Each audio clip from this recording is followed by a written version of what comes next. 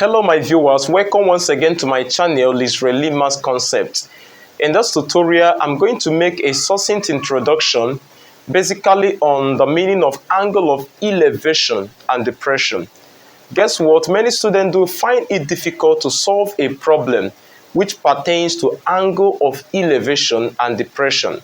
So this video is very pertinent if you have your pupil in primary school, maybe in basic 6, or your child in secondary school, maybe in upper secondary or higher secondary, that is SS1 to 3 and basically JS1 to 3. Make sure you try to introduce this video to them because it will go a long way helping them to solve problems as regarding to angle of elevation and depression.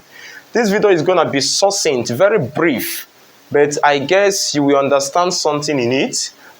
All right, before I go into detail, I want to remind you that when you say that something is elevated, that means that thing is going high.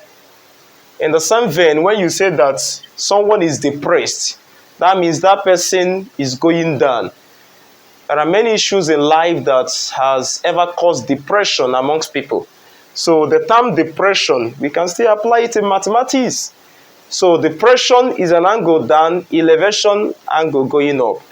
Just take the understanding this way as we proceed in giving a good practical explanation on angle of elevation and depression. All right, if you want to understand this concept, the first thing you have to do is to have a diagram of this form. Very simple, just have a diagram of this form. In this diagram, just assume we have maybe a motor car. And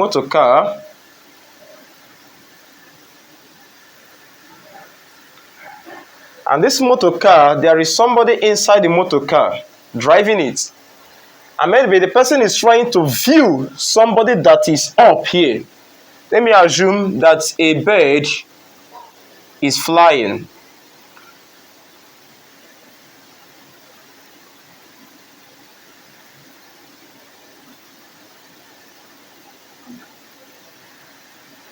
Don't mind the diagram, but all the same, I guess you will learn something from it.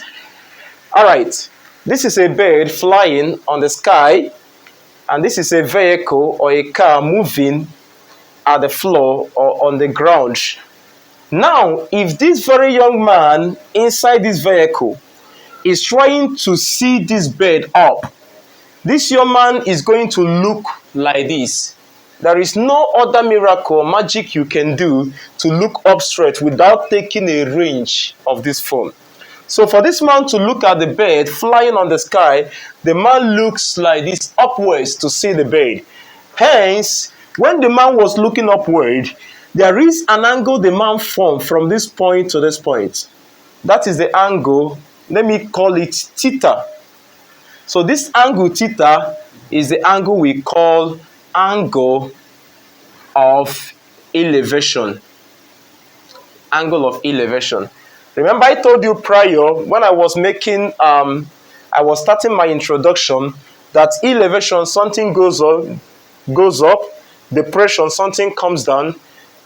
Okay, so looking at this, when the man was trying to look upward, so automatically he made an angle of elevation trying to see this bird upward. So the same thing is applicable. So when this bird is trying to see this other man that is riding on the car, the bird will not just look straight at an angle 180 degrees. That is a straight line angle. No. If the bird should look with the eyes with an angle of 180 degrees, that is a straight line angle, the bird will not be able to see this man that is driving the car. But what the bird has to do is very simple. The bird has to look down, and looking down, the bird will move its eyes from this point to this other point, thereby making an angle of depression. So what am I saying in essence? An angle of depression is an angle that is made when an object that is upward is trying to look towards an object that is downward. In the same vein, we can also say or put that angle of elevation is an angle made when an object is trying to look towards another object on top. That is an angle of elevation. I hope this video could make your day. Remember to share this video and to subscribe to my YouTube channel, Israeli Maths Concept.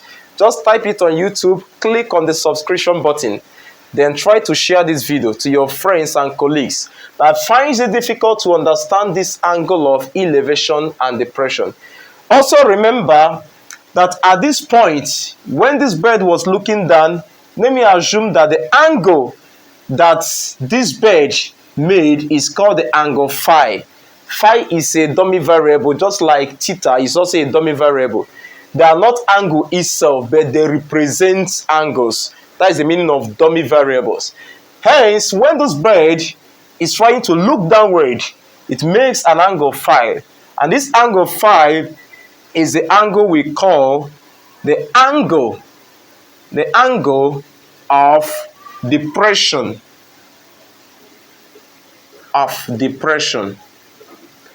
And mathematically, whenever we have an angle of this form, and we also have an angle of this form, imagine this straight line to be a parallel line, which is parallel to this other line.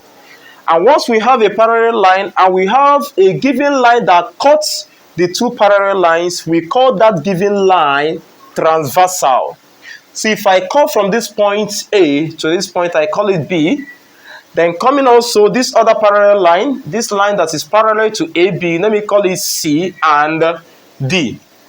Remember, the line that cuts this line CD and this line AB, which are parallel, this line is what we call transversal.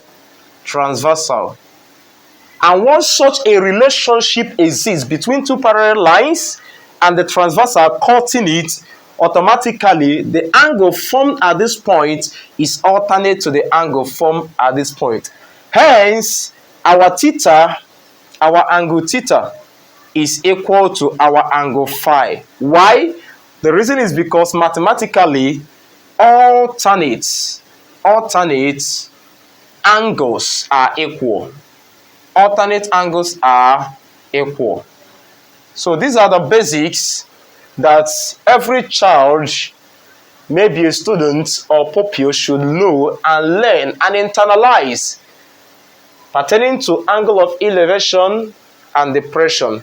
And don't forget to take cognizance of theta being equal to phi, because they are alternate angles. And mathematically, alternate angles are equal. Just like corresponding angles are equal, the same way alternate angles are equal. Just like vertically opposite angles are equal, the same way alternate angles are equal.